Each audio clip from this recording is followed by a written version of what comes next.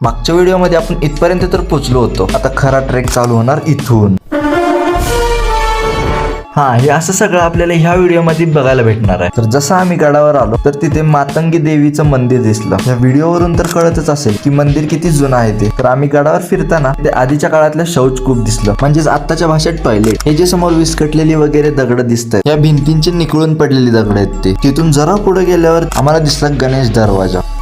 हा गणेश दरवाजा हे आता पडल्यामुळे काय ओळखून येत नाहीये।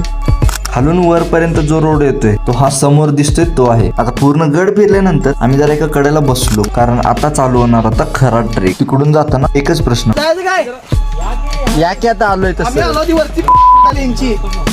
आता ते बीप वरून तर कळलंच असणार आहे मागच्यांना ही वाट बघून काय होतंय। आता ही वाट होती पूर्ण चिखलाची, जे की उतरताना काही निवांत उतर असं तर काय वाटत नव्हतं कोणाला।